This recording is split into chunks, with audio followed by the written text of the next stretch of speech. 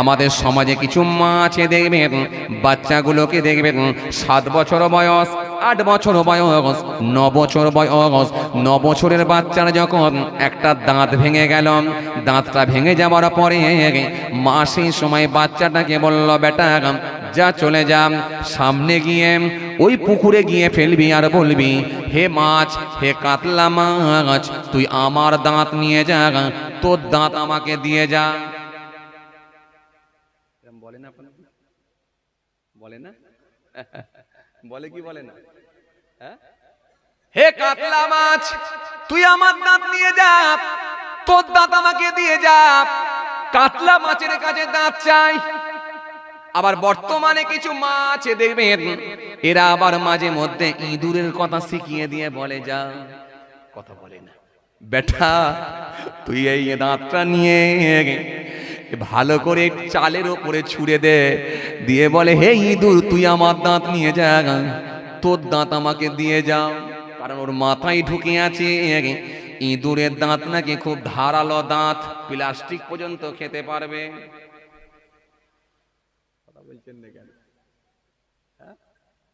ইঁদুরের দাঁত যদি হয়ে যায় ছেলের, প্লাস্টিক পর্যন্ত খেয়ে ফেলবে, কাপড় পর্যন্ত খেয়ে ফেলবে। এই জন্য বলছে, হে ইঁদুর, তুই আমার দাঁত নিয়ে যা, তোর দাঁত দিয়ে যা।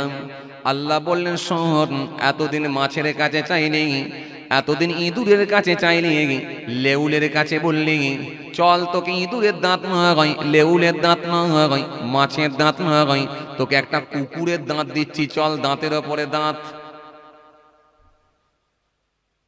এগুলো আমাদের বাংলা ভাষায় কি বলে? কুকুর দাঁত, তাই না? দাঁতের ওপরে দাঁত। আসলে কিন্তু বাবাজি আমার ভাইরা, আপনি যদি পুকুরের পানিতে মাছ না দাঁত না ফেলেন, তবু আপনার দাঁত হবে। আপনি যদি পুকুরের পানিতে যদি দাঁত না ফেলেন, তবু আপনার দাঁত হবে।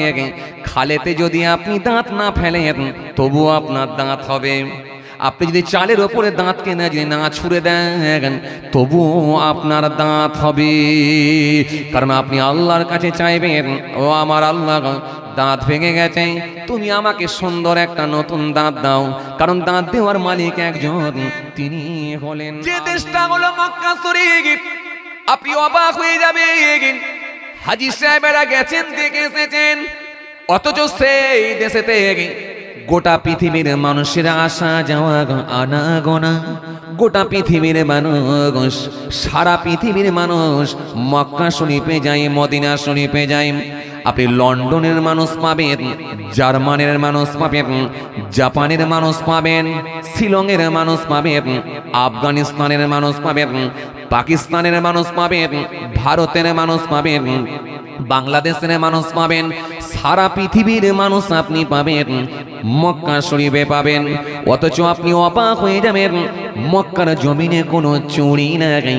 আর চুরি যদি কেউ করে, তার উপযুক্ত আল্লাহর কোরআন দিয়ে শাস্তির ব্যবস্থা আছে, হাত দুটোকে কেটে দেওয়া হয়। এই জন্য মক্কা শরীফের মানুষের আল্লাহর আইনকে তারা মেনে নিয়েছে, কোরআনের আইনকে প্রাধান্য দেওয়ার কারণে সেখানে কোনো অপরাধ হয় না। আর যদি হয়, কোরআনের আইন দিয়ে তার শাস্তি হয়, তাকে বাঁচাবার কিন্তু কেউ কে পাবেন না। ও তরুণী আসলে রেখে দিবে বাবা। এই জন্য যারা হজে গেছে, তারা নিজেরা গিয়ে দেখে এসেছে, আজও পর্যন্ত মক্কা শরীফের জমিনে আপনি অবাক হয়ে যাবেন, যখন একবার খালি আজান হয়ে যায়, মসজিদুল হারামে একবার আজান হয়ে যায়, মদিনা শরীফে মসজিদুল নববীতে যদি একবার আজান হয়ে যায়, সোনার দোকানদার, ও বাবাজি আমার ভাইরা, দোকানটা পর্যন্ত বন্ধ করে না, দোকানে ঝাপটা তোলায় তাকে বাবাজি তারা গিয়ে মসজিদুল নববীতে নামাজে দাঁড়িয়ে যায়। আরো জোরে বলেন, আরো জোরে বলেন, দোকানদারও গিয়ে নামাজ পড়ে, খরিদ্দারও গিয়ে নামাজ পড়ে, দুজনেই গিয়ে নামাজ পড়ে। দোকানে ঝাঁপ তোলা আছে, চুরি করার মতো কেউ নাই, একটা জুতো পর্যন্ত চুরি হয় নাই। আর আপনি অবাক হয়ে যাবেন, আমার দেশে ছোট্ট একটা পানের দোকান, ছোট্ট একটা ঘুমটি, সে যদি বাবাজি আমার ভাইরা দুপুরবেলা যদি মনে করে টিউকল থেকে 1 লিটার পানি নিয়ে আসবো, 1 বোতল পানি নিয়ে আসবো, ওই দোকানে আবার কাউকে না কাউকে বসিয়ে রেখে যেতে হয়। যদি কাউকে বসিয়ে রেখে যায়, এখানে একেও বিশ্বাস করতে পারে না, এই বিশ্বাসের জায়গাটাও নষ্ট হয়ে গেছে। যাকে বসিয়ে রেখেছে সে যদি ক্যাশ বাক্স থেকে টাকা বের করে নেয়, ওখানেও দেখবেন ছোট্ট একটা তালা মেরে দেয়, ওখানেও ভেতরে ভয় আছে, ক্যাশ বাক্স থেকে যদি টাকাটা বের করে নেয়। আপনি অবাক হয়ে যাবেন। অথচ মক্কার জমিনে চলে যান, মদিনা শরীফের জমিনে চলে যান, দোকানকে বন্ধ করতে হয় না, যে যার মতো গিয়ে নামাজে দাঁড়িয়ে যায়, কারণ তাদের ভেতরে একটাই ভয় আছে। মক্কা শরীফের মানুষেরা আল্লাহর আইনকে তারা মেনে নিয়েছে, প্রাধান্য দিয়েছে, তাদের ভেতরে একটা ভয় কাজ করে। এই জায়গায় কোনো অন্যায় কাজের সঙ্গে তারা অন্যায় কাজের সঙ্গে সম্পৃক্ত হতে পারা যায় না, কারণ সামনে আল্লাহর কাবা বাইতুল্লাহ, ওই সামনে দেখা যাচ্ছে আল্লাহর ঘর। আরো জোরে বলেন, আরো জোরে বলেন, আল্লাহর ঘর সামনে দেখা যাচ্ছে। সুতরাং এই জায়গায় কোনো অন্যায় কাজ হয় না। এই যে আল্লাহর প্রতি ভয়, ইয়া আইয়ুহাল্লাযীনা আমানুত্তাকুল্লাহ, হে বান্দারা তোমরা আমি আল্লাহকে ভয় করো, ভয় করো, ভয় করো। ওয়াকুনু মা'আস সাদিকিন, আমার সত্যবাদী যারা হয়ে গেছেন, আমার মনোনীত বান্দা যারা হয়ে গেছেন, তাদের সঙ্গী তোমরা হয়ে যাও। আরো জোরে বলেন, আরো জোরে বলেন। এই জন্য ইত্তাকুল্লাহ, আল্লাহর ভয় তাদের ভেতরে এমন কাজ করে, মদিনা শরীফের মানুষ কোনো অন্যায় কাজের দিকে ধাবিত হতে পারে না, তাদের বুকের ভেতরে একটাই ভয়, সামনে দেখা যাচ্ছে সবুজ গম্বুজ, আবার রাসূলুল্লাহ ঘুমিয়ে আছেন, আমার নবী শুয়ে আছেন। সুতরাং এখানে কোনো অন্যায় কাজ হতে পারে না। এই জন্য তারা আল্লাহর আইনকে মেনে নিয়েছেন, কোরআনের আইনে মেনে নিয়েছেন, সংবিধান মেনে নিয়েছেন বলে সে জায়গায় কোনো অন্যায় কাজ হয় না। মিলিয়ে নেন, আজও যদি কোনো বোরখা পরিহিতা মহিলা রাতের অন্ধকারে যদি মনে করে একটা উমরা করব, হোটেল থেকে যদি রাতের অন্ধকারে একা বেরিয়ে আসে, হোটেলের আই কার্ডটা নিয়ে যদি বলে একটা উমরা করে আসব, ওখান থেকে একা যদি গাড়ি রিজার্ভ করে আয়েশা মসজিদে যায়, এই আয়েশা মসজিদ থেকে এসে যদি আল্লাহর কাবা বাইতুল্লাহ শরীফ যদি তওয়াফ করে, হাজরে আসওয়াদে যদি চুমা দেয়, সাফা মারওয়া যদি সহি করে, আপনি অবাক হয়ে যাবেন। ভালো করে শোনেন, ওই মহিলার শরীরে স্পর্শ করার মতো ক্ষমতা কারোর নাই। জোরে বলবেন না, আরো জোরে বলবেন না। সারা রাত ধরে একটা মহিলা ঘুরে বেড়াতে পারে, এত সুরক্ষিত, তাদের শরীরে স্পর্শ করার মতো ক্ষমতা কারোর নাই। কারণ ওখানে দুটো জিনিস, একটা হচ্ছে মানুষের ভেতরে আল্লাহর ভয় কাজ করে, দ্বিতীয় নম্বর হচ্ছে প্রশাসনের আইনটাও কিন্তু খুব কড়া আইন। যদি অন্যায় করে কেউ, যদি সেটা প্রমাণ হয়, যেটা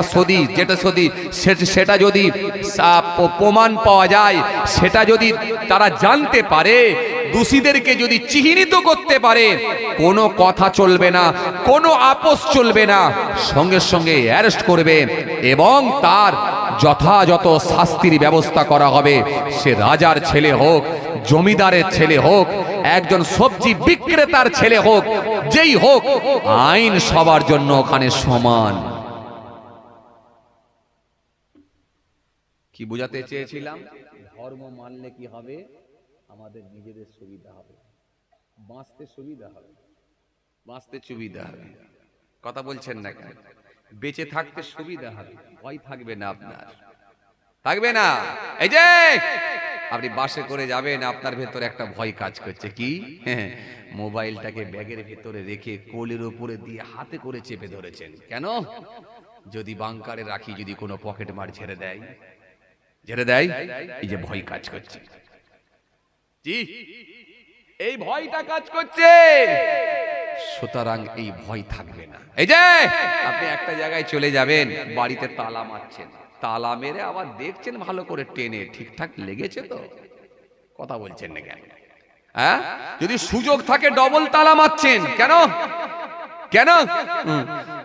যদি তালা খোলা রয়ে যায়, যদি একটা মারলে যদি কেউ ভেঙে ফেলে, ডবল মারছেন, তিনটে মারছেন, এত ভয়। কথা কিছু বুঝতে পারছেন? আমার আসেন, কি বললাম? ধর্ম বিধান, এই সিস্টেম যদি মেনে নেওয়া হয়, এতে আপনার আমাদের পথ চলাটা খুব সহজ হয়ে যাবে, সুষ্ঠুভাবে জীবন যাপন করতে পারবেন, পৃথিবীর জমিনে কোনো অন্যায় কাজ সংগঠিত হবে না। এই জন্য আল্লাহ রাব্বুল আলামিন কোরআনে কারীমের মধ্যে বলেছেন, আর যদি তোমরা না মেনে নাও, আমার আইনকে যদি না মেনে নাও, তোমাদের জন্য আমি আল্লাহ শাস্তি রেখে দিয়েছি, কঠিন শাস্তি আল্লাহ রেখে দিয়েছি। ওয়ালাউ ইয়া'লাল্লাযীনা যালামু ইয়ারাউনাল আযাব আন্নাল কুওয়াতা লিল্লাহি জামিআ ওয়া আন্নাল্লাহা শাদীদুল আযাব। আল্লাহ কোরআনের মধ্যে স্পষ্ট ঘোষণা জানিয়ে দিয়েছেন।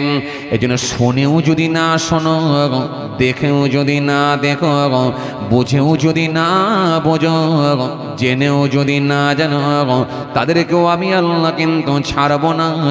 খতামাল্লাহু আলা কুলুবিহিম ওয়া আলা সামইহিম ওয়া আলা আবসারিহিম গিশাওয়া ওয়া লাহুম আযাবুন আযীম। আল্লাহ স্পষ্ট ঘোষণা দিলেন, তাদের অন্তরে আমি আল্লাহ মোহর মেরে দিয়েছি, শিল মেরে দিয়েছি। কাদের? যারা শুনেও শুনবে না, দেখেও যারা দেখবে না। গিশাওয়াতন পর্দা লাগিয়ে দিয়েছি, চোখের ওপরে স্পট ফেলে দিয়েছি, দেখেও তারা দেখতে পাবে না। আমি আল্লাহ বলি তাদের জন্য কঠিন কঠিন ভয়ঙ্কর আযাব রেখেছি। ওয়ালাকুম আযাবুন আযীম, আমি আল্লাহ রেখে দিয়েছি তাদের জন্য ভয়ঙ্কর আযাব। এই জন্য পৃথিবীর জমিনে আল্লাহর আইনকে মেনে নিতে হবে,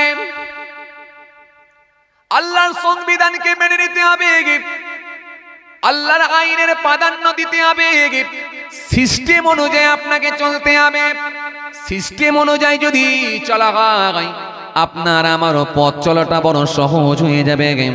যে দেশে আপনি বসবাস করেন, সেই দেশের আইন আপনি মেনে নিয়েছেন। বাচ্চা যখন জন্মগ্রহণ করল, তার একটা জন্ম সার্টিফিকেট বানানো হলো, আর একটু যখন বড় হলো, তার একটা রেশন কার্ড বানানো হলো, আর একটু যখন বড় হলো, তার একটা আধার কার্ড বানানো হলো, আর একটু যখন বড় হলো, আর একটু যখন বড় হলো, তার একটা পরিচয় পত্র বানানো হলো। সব কিছু কিন্তু একটা সিস্টেম অনুযায়ী আপনাকে বানিয়ে নিতে হয়। আর যদি এই ডকুমেন্টসগুলো না থাকে, তাহলে আপনি এদেশের নাগরিক বলে কিন্তু প্রমাণ করতে পারবেন না ভাই। এই জন্য আল্লাহ রাব্বুল আলামিন আমাদের জন্য বাবাজি ইসলামের বুনিয়াদ দিয়েছেন 5টা। রাসূল সেটা জানিয়েছেন শাহাদাতুল্লাহ ইলাহা ইল্লাল্লাহ। 1 নাম্বার হলো, সেটা হলো ঈমান। ঈমান ঈমান 1 নম্বরে হলো ঈমান। 1 নম্বরে হলো ঈমান। ঈমান ঈমান ঈমান কি? ঈমান মানে হলো বিশ্বাস। কিসের উপরে বিশ্বাস? লা ইলাহা ইল্লাল্লাহ মুহাম্মাদুর রাসূলুল্লাহ সাল্লাল্লাহু আলাইহি ওয়াসাল্লাম।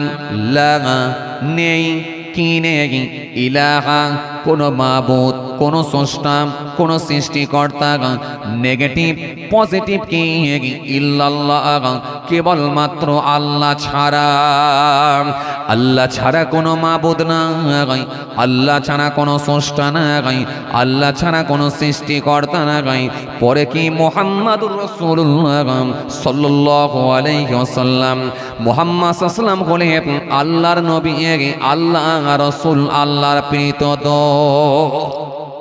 জোরে হবে না? আরো জোরে হয় না? এই যে কালেমা শরীফ পড়ে নিলেন, এখান পর্যন্তই, কিন্তু এখান পর্যন্তই শেষ নয়, এর উপরে আপনাকে কিন্তু মেনে নিতে হবে।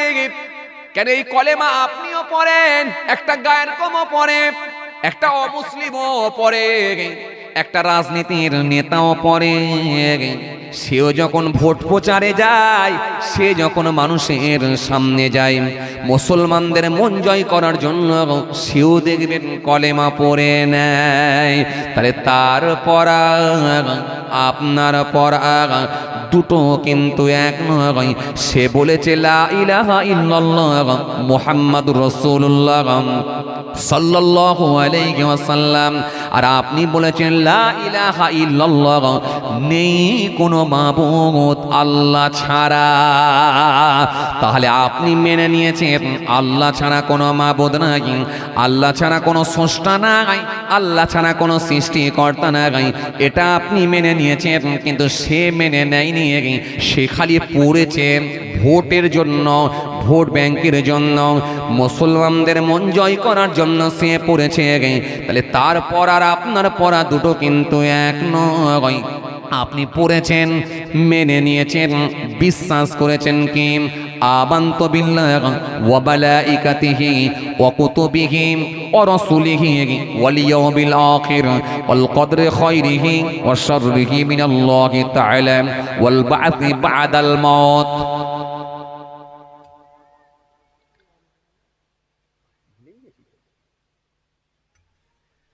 يا أيها الذين آمنوا آمنوا بالله ورسوله والكتاب الذي نزل على رسوله والكتاب الذي أنزل من قبل ومن يكفر بالله وملائكته وكتبه ورسوله واليوم الآخر فقد ضل ضلالا بعيدا। এই জায়গাটাই হচ্ছে টার্নিং পয়েন্ট। সে বিশ্বাস করে না আর আপনি করেছেন, তার সঙ্গে আপনার এটা তফাৎ। এই কথা কিছু বুঝতে পারছেন? বুঝতে পারছেন? এই যে ইসলামের বুনিয়াদ হলো পাঁচটা, বুনিয়াদ হলো পাঁচটা। কেন আমরা কেন বিধান মানব, কেন ধর্ম মানব, কেন আল্লাহর আইন মানব? আগেই বলেছেন আপনারা, মেনে নিলে আমাদের নিজেদের সুবিধা। আমি বুঝিয়ে দিয়েছি, মেনে নিলে আমাদের সুবিধা। দেশের আইন মানব, দেশে বসবাস করছি, দেশের নাগরিক বলে দেশের আইনকে মেনে নিয়েছি। সুতরাং রবের আমরা বান্দা হিসাবে দাবি করেছি, রবের আইনকে আমরা মেনে নেব। মেনে নিলে কি হবে? আমাদের পথ চলাটা কিন্তু খুব সহজ হয়ে যাবে। একটু জোরে বলেন না রে বাবা, একটু খুশি মনে বলেন। তাহলে পথ চলতে হলে কি হবে? ইসলামের বুনিয়াদ পাঁচটা, রাসূল বললেন পাঁচটা বুনিয়াদ। তার মধ্যে এক নাম্বার সেটা হলো সালাত, সেটা হলো ঈমান। ঈমান। দ্বিতীয় নাম্বার কি? ওয়াকাবিস সালাত। দ্বিতীয় নাম্বার হলো সালাত, নামাজ। নামাজ, সালাত। এক নম্বরে হলো ঈমান। এই ঈমানটা কি? ঈমান খুব সেনসিটিভ ব্যাপার, খুব ডেঞ্জার ব্যাপার। এই জায়গাটাই যদি অ্যাক্টিভ না হওয়া যায়, কত মানুষ ঈমান হারা হয়ে যাবে। রাসূল করিম সাল্লাল্লাহু আলাইহি ওয়াসাল্লাম হাদিস দিয়েছেন, মানুষ সকালবেলা থাকবে মুমিন, সন্ধ্যেবেলা কুফরি করে কাফের হয়ে যাবে।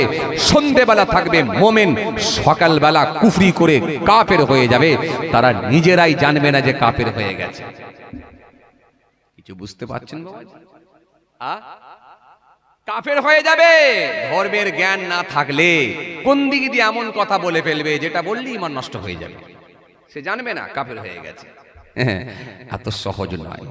জি, সুফিয়ান সাকাফি থেকে একটা বর্ণিত হাদিস এসেছে, রাসূলুল্লাহকে জিজ্ঞাসা করা হলো, কুল্লি ফিল ইসলামে কাওলান লা আসআলু আনহু আহাদান বা'দাকা।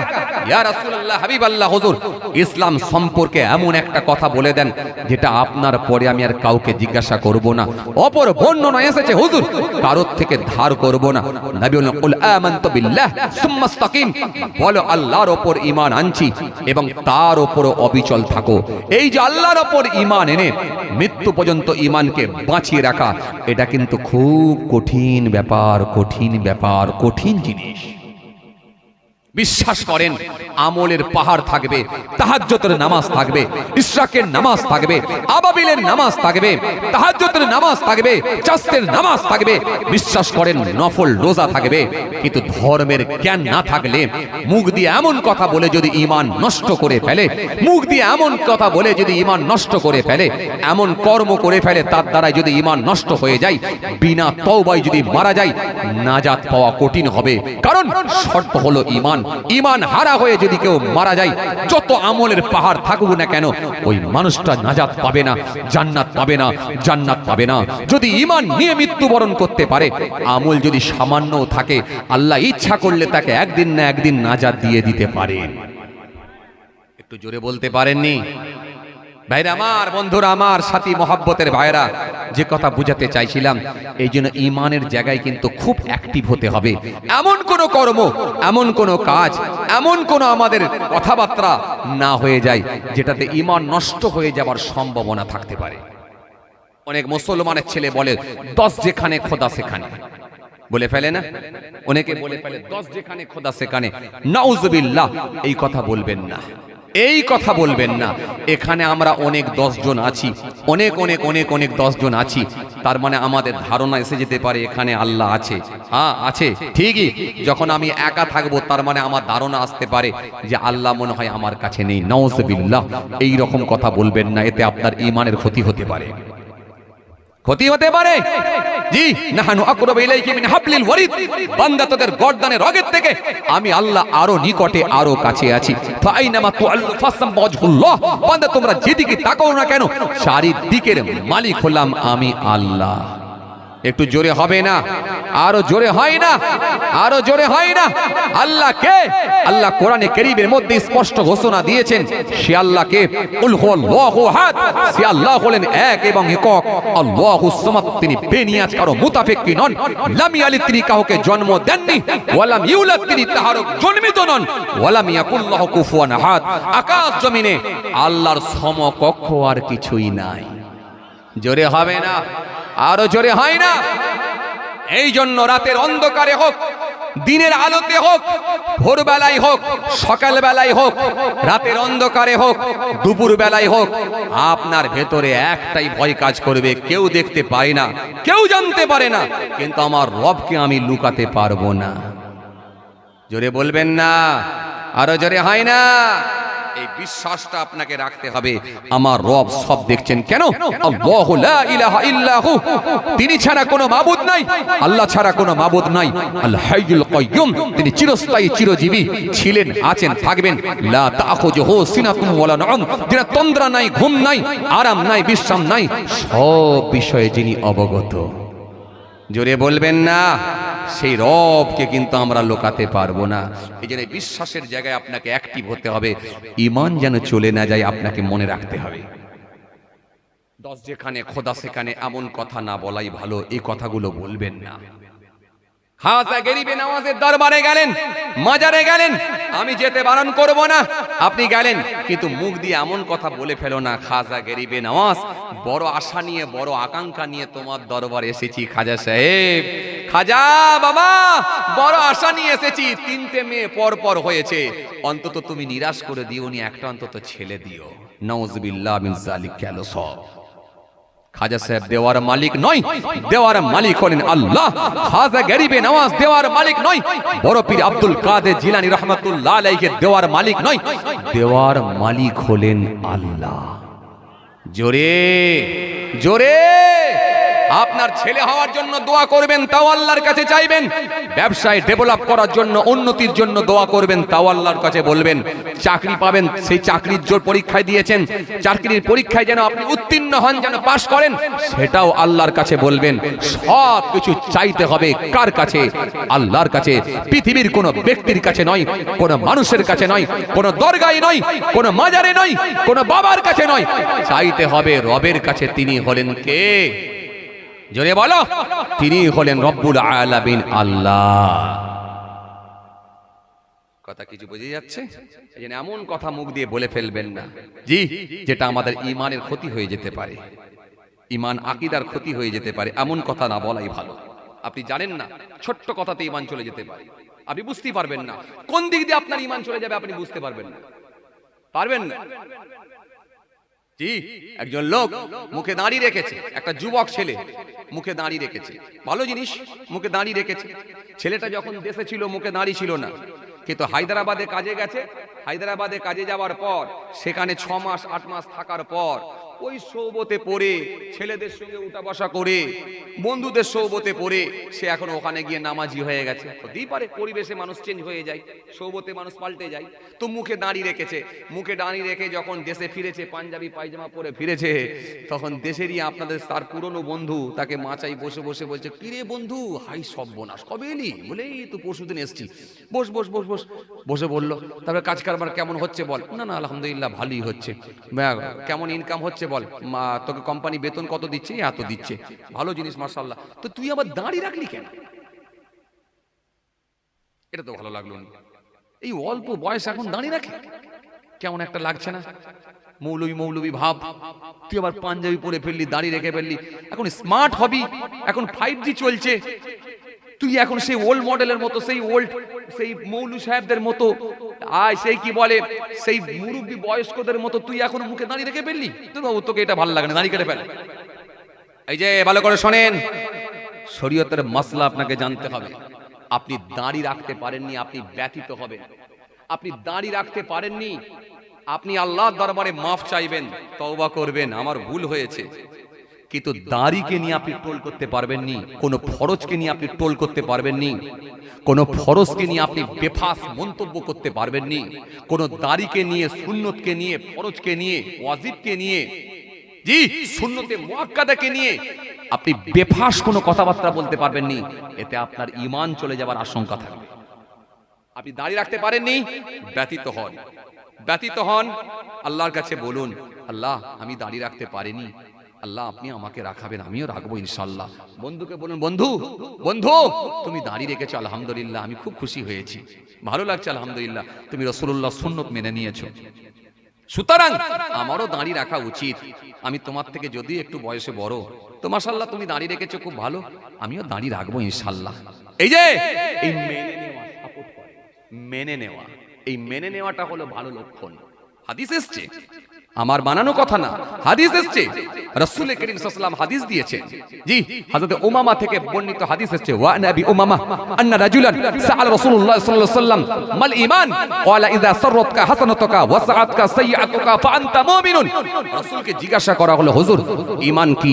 আল্লাহর নবী ক্বালা ইযা সাররাতকা হাসানাতুকা ওয়া সাআতকা সাইয়্যাতুকা ফা আনতা মুমিনুন। আল্লাহর নবী বললেন, যখন তুমি কোনো ভালো কাজ করবে, ওই ভালো কাজটা করার পর তোমার মধ্যে আলাদা একটা মজা আসবে, আলাদা একটা অনুভূতি আসবে, আলাদা একটা জোশ আসবে, আলাদা একটা মজা আসবে। আর তোমার দ্বারাই যদি কোনো অন্যায় কাজ হয়ে যায়, তুমি ব্যথিত হয়ে কষ্ট পাবে, আল্লাহর কাছে ফিরে আসবে।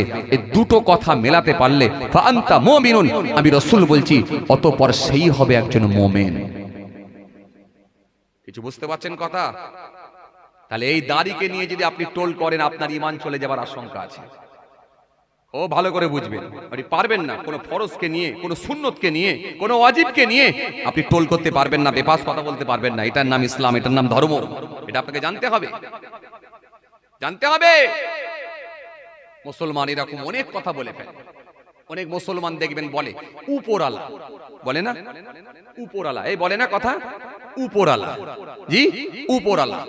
ওয়েদার খুব অন্ধকার ওয়েদার, মেঘলা ওয়েদার, ওয়েদার ভালো নয়, তখন বলছে চাচা কি হবে গো, জলসার দিন আজকে, যদি বৃষ্টি হয়ে যায় কি হবে? তখন চাচা বলছে উপরওয়ালার ইচ্ছা, তিনি দিলেই দিতে পারে। নাউযুবিল্লাহ মিন যালিক, এরকম বলবেন না। উপরওয়ালা কি?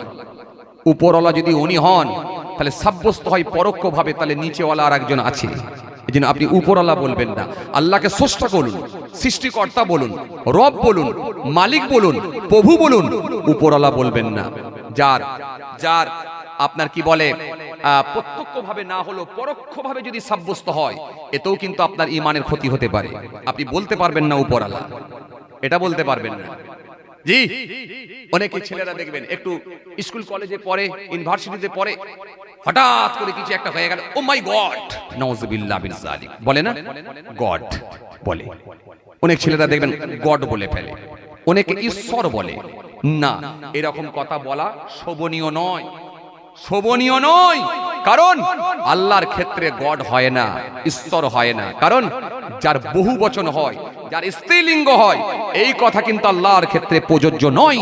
আল্লাহর ক্ষেত্রে আপনি স্ত্রীলিঙ্গ বহু বচন ব্যবহার করতে পারবেন না, যেহেতু আল্লাহ স্পষ্ট ঘোষণা দিয়েছেন, কুল হুয়াল্লাহু আহাদ, সে আল্লাহ হলেন এক বা একক, আল্লাহুস সামাদ, তিনি বেনিয়াজ কারো মুতাফেক্কি নন, লাম ইয়ালিদ, তিনি কাউকে জন্ম দেননি, ওয়ালাম ইউলাদ, তিনি কাহারও জন্মিত নন, ওয়ালাম ইয়াকুল লাহু কুফুয়ান আহাদ, আকাশ জমিনে আল্লাহর সমকক্ষ আর কিছুই নাই।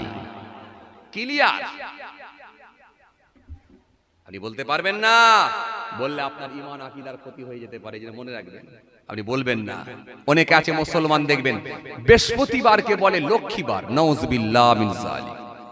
পাশ্চাত্য দেশের কালচার আমাদের মধ্যে এসে যাওয়ার কারণেতে, এই কিছু গায়ের কমদের সঙ্গে ওঠা বসা কারোর কারণেতে বলে, হ্যাঁ তারা কথাই কথাই দেখবেন তাদের মতো আচরণ, তাদের মতো কথাবার্তা, তাদের মতো ড্রেস পোশাক সব আমাদের মধ্যে ঢুকে যাওয়ার কারণেতে আমরা সব আস্তে আস্তে পথভ্রষ্ট হয়ে যাচ্ছি। এমনও মানুষ আছে। বৃহস্পতিবারকে অনেক মুসলমান বলে লক্ষ্মীবার, নাউযুবিল্লাহ মিন যালিক। বলবেন না, বলবেন না, লক্ষ্মীবার হতে পারে না, বৃহস্পতিবার। জি ভাইরা আমার, বন্ধুরা আমার, সাথী মহব্বতের ভাইরা, এই জন্য আপনাকে খুব ক্লিয়ার থাকতে হবে। কারোর কাছে সিজদা না, কারোর কাছে মাথা নত না। আপনাকে সিজদা একমাত্র আল্লাহর জন্য, কোন ব্যক্তির কাছে হতে পারে না, কোন বস্তুর কাছে হতে পারে না। সিজদা কার কাছে? আল্লাহর কাছে। কথা কিছু বুঝতে পারছেন বাবাজি? ভাইরা আমার, বন্ধুরা আমার, সাথী মহব্বতের ভাইরা, এই জন্য এক নম্বরে কি ইসলামের যে বুনিয়াদ, তার মধ্যে প্রথম নাম্বার সেটা হলো ঈমান। এই ঈমান, এই ঈমানের জায়গায় কিন্তু আপনাকে ক্লিয়ার থাকতে হবে, ক্লিয়ার থাকতে হবে।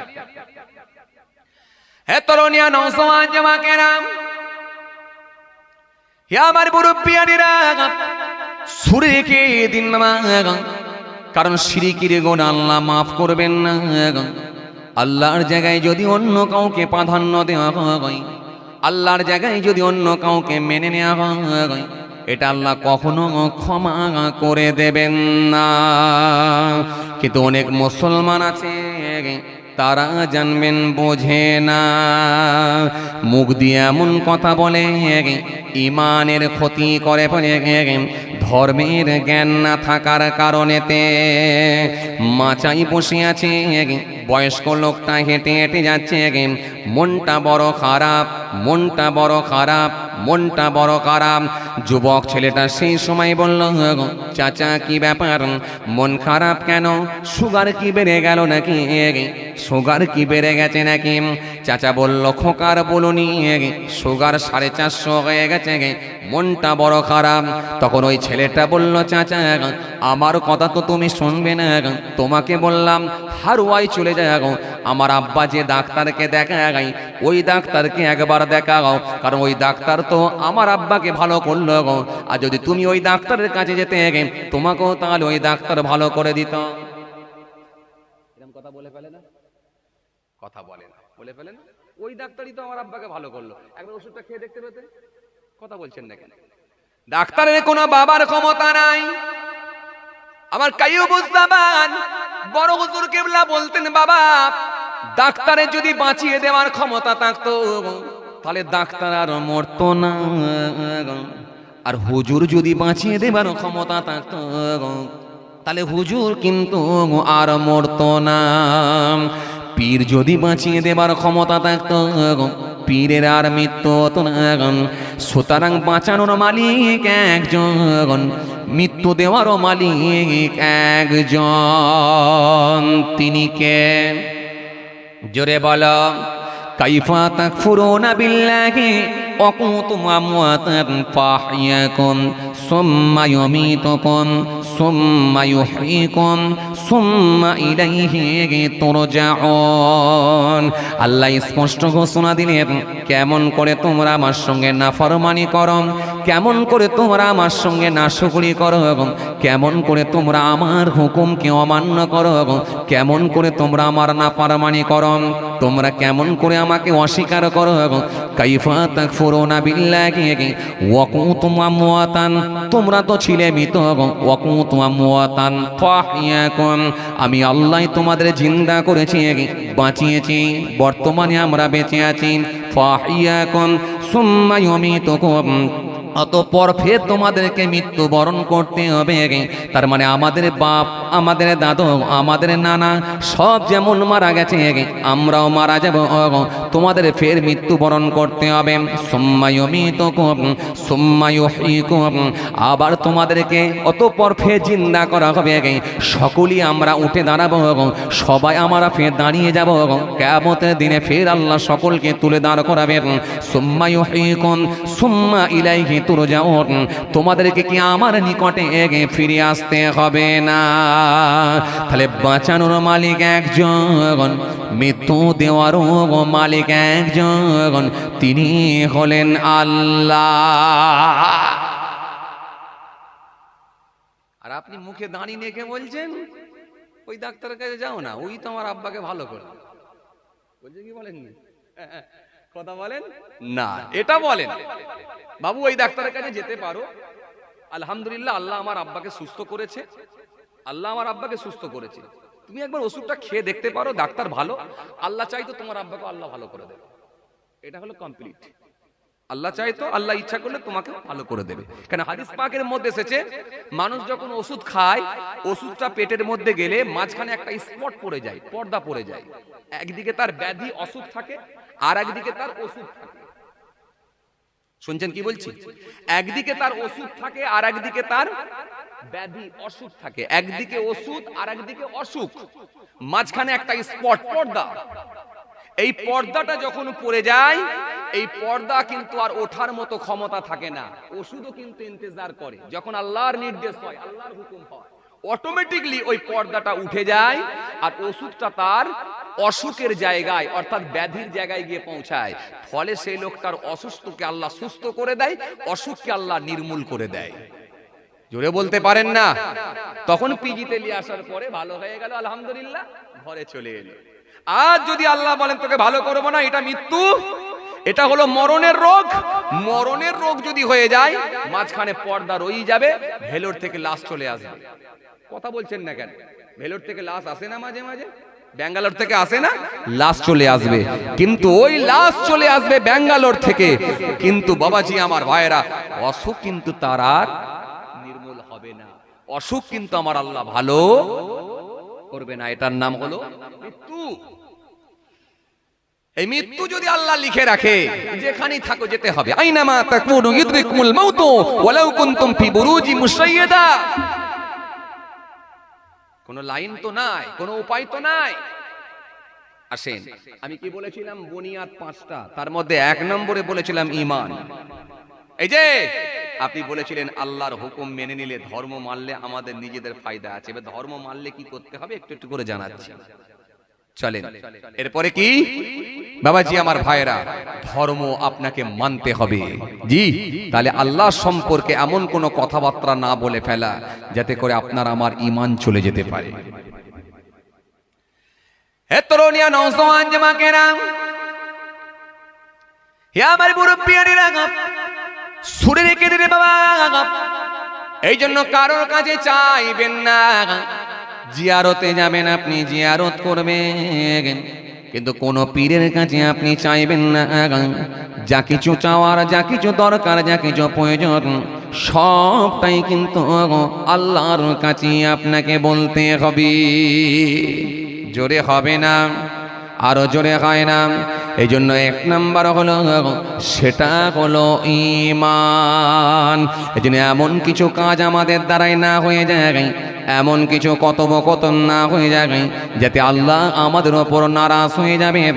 আমাদের সমাজে কিছু মুসলমান আছে দেখবেন ধর্মের জ্ঞান না থাকার কারণে, আমাদের সমাজে কিছু মেয়ে মানুষ আছে দেখবেন ধর্মের জ্ঞান না থাকার কারণে ছোট ছোট কাজগুলো এমন করে ফেলে যেটা ঈমান আকীদার ক্ষতি করে ফেলে। আমাদের সমাজে কিছু মা আছে দেখবেন বাচ্চাগুলোকে দেখবেন 7 বছর বয়স, 8 বছর বয়স, 9 বছর বয়স, 9 বছরের বাচ্চার যখন একটা দাঁত ভেঙে গেল, দাঁতটা ভেঙে যাওয়ার পরে মা সেই সময় বাচ্চাটাকে বলল, বেটা যা চলে যা, সামনে গিয়ে ওই পুকুরে গিয়ে ফেলবি আর বলবি, হে মাছ, হে কাতলা মাছ, তুই আমার দাঁত নিয়ে যা, তোর দাঁত আমাকে দিয়ে যা। বলে না আপনার, বলে না, বলে কি বলে না? হে কাতলা মাছ, তুই আমার দাঁত নিয়ে যা, তোর দাঁত আমাকে দিয়ে যা। কাতলা মাছের কাছে দাঁত চাই। আবার বর্তমানে কিছু মাছ দেখবেন এরা আবার মাঝে মধ্যে ইঁদুরের কথা শিখিয়ে দিয়ে বলে, যা, কথা বলে না, বেটা তুই এই দাঁতটা নিয়ে ভালো করে চালের ওপরে ছুঁড়ে দে, দিয়ে বলে, হে ইঁদুর, তুই আমার দাঁত নিয়ে যা, তোর দাঁত আমাকে দিয়ে যাও। কারণ ওর মাথায় ঢুকে আছে ইঁদুরের দাঁত নাকি খুব ধারালো দাঁত, প্লাস্টিক পর্যন্ত খেতে পারবে। কথা বলছেন না কেন? ইঁদুরের দাঁত যদি হয়ে যায় ছেলের, প্লাস্টিক পর্যন্ত খেয়ে ফেলবে, কাপড় পর্যন্ত খেয়ে ফেলবে। এই জন্য বলছে, হে ইঁদুর, তুই আমার দাঁত নিয়ে যা, তোর দাঁত দিয়ে যা। আল্লাহ বললেন, শোন, এতদিন মাছের কাছে চাইনি, এতদিন ইঁদুরের কাছে চাইনি, লেউলের কাছে বললি, চল তোকে ইঁদুরের দাঁত নয়, লেউলের দাঁত নয়, মাছের দাঁত নয়, তোকে একটা কুকুরের দাঁত দিচ্ছি, চল, দাঁতের ওপরে দাঁত। এগুলো আমাদের বাংলা ভাষায় কি বলে? কুকুর দাঁত, তাই না? দাঁতের ওপরে দাঁত। আসলে কিন্তু বাবাজি আমার ভাইরা, আপনি যদি পুকুরের পানিতে মাছ না, দাঁত না ফেলেন তবু আপনার দাঁত হবে। আপনি যদি পুকুরের পানিতে যদি দাঁত না ফেলেন তবু আপনার দাঁত হবে। খালেতে যদি আপনি দাঁত না ফেলেন তবু আপনার দাঁত হবে। আপনি যদি চালের ওপরে দাঁতকে না ছুঁড়ে দেন তবুও আপনার দাঁত হবে। কারণ আপনি আল্লাহর কাছে চাইবেন, ও আমার আল্লাহ, দাঁত ভেঙে গেছে, তুমি আমাকে সুন্দর একটা নতুন দাঁত দাও। কারণ দাঁত দেওয়ার মালিক একজন, তিনি হলেন আল্লাহ। এই জন্য নাম্বার 1 হলো, 1 নাম্বার হলো ঈমান। দ্বিতীয় নাম্বারে কি? 2 নাম্বারে কি? দ্বিতীয় নাম্বারে কি? 2 নাম্বারে হলো সালাত, নামাজ। নামাজ যদি কায়েম করো কি হবে? ইন্নাস সালাতা তানহা আনিল ফাহশাই ওয়াল মুনকার। নিশ্চয় নামাজ সমস্ত রকমের অশ্লীলতা থেকে, সমস্ত রকমের খারাপ কাজ থেকে মানুষকে দূরে রাখবে। তুমি যদি নামাজ পড়ায় অভ্যস্ত হও, নামাজ তোমাকে সোজা পথ দেখাবে। জোহরের নামাজ পড়বে, আসর পর্যন্ত মাঝখানে একটা বিরতি দেবে, মাঝখানে একটা গ্যাপ দেবে। এই ছোট্ট গ্যাপ যখন পাবে, যখন কোনো অন্যায় কাজের দিকে ধাবিত হবে, তোমার মনটা বলবে, ভেতরটা বলবে, এই তো টাটকা আমি নামাজ পড়ে এলাম, আবার সামনে আসরের নামাজ পড়ব, কেমন করে এই অন্যায়টা করব। বুকের ভেতরে একটা কম্পন হবে, ভয় থাকবে। সেটা হলো সালাত, নামাজ। সে তোমাকে সোজা পথ দেখাবে। আসরের নামাজ যখন পড়ে নিলেন, আসরের নামাজ পড়ে নিয়ে মাগরিবের নামাজ পড়বে, মাঝখানে একটা ছোট্ট গ্যাপ পাবে। এই ছোট্ট বিরতি দেবে, ছোট্ট গ্যাপ পাবে।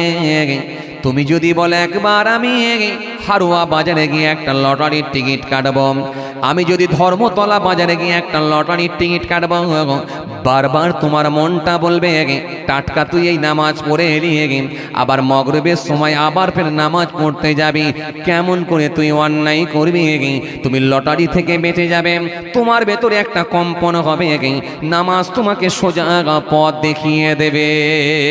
এই মাগরিব থেকে নিয়ে এসা পর্যন্ত মাঝখানে একটা ছোট্ট গ্যাপ পাবে, ছোট্ট একটা বিরতি দেবে। এই বিরতি দেওয়ার পরে যদি তুমি অন্যায় কাজের দিকে ধাবিত হও, তখন দেখবে তোমার নামাজ তোমাকে বারে বারে বলবে কেমন করে তুই অন্যায় করবি, সামনে তো এসার নামাজ পড়বি। যদি তুমি এইভাবে নামাজ যদি কন্টিনিউ চালু রাখতে পারো, একদিন না একদিন তোমার ভেতরে আল্লাহর ভয় ঢুকে তুমি পরিপূর্ণ ইমানদার হয়ে যেতে পারবে। কথা বুঝতে পারছেন? এইবারে সালাত যখন আপনি শুরু করবেন, এবারে আপনাকে সালাতের সিস্টেম জানতে হবে, নামাজের ওয়াজিব কোনগুলো জেনে নিতে হবে। যখন আপনি কন্টিনিউ করছেন, শুনছেন, নামাজের ওয়াজিব কোনগুলো তখন আপনাকে জানতে হবে, নামাজের মাকরু কোনগুলো জানতে হবে, নামাজ ভঙ্গের কারণ কোনগুলো জানতে হবে, কিয়ামে দাঁড়ালে কি করতে হবে জানতে হবে, রুকুতে গেলে কি করতে হবে জানতে হবে, সিজদায় গেলে কি করতে হবে জানতে হবে, ডান দিকে সালাম ফেরালে কি করতে হবে জানতে হবে, কোরআন শরীফে যখন পড়বেন, কেরাত যখন পড়বেন শুদ্ধভাবে পড়তে হবে, আপনাকে জানতে হবে। যখন এবার একটা একটা করে আপনি জেনে নেবেন, আলহামদুলিল্লাহ, সেটা করতে করতে অভ্যাসে পরিণত হয়ে যাবে। আল্লাহ রাজি থাকলে, খুশি থাকলে ওই নামাজ আপনি কবরে চলে যাওয়ার পরে কাজে লেগে যাবে। একটু জোরে বলবেন না? আর একটু জোরে বলবেন না?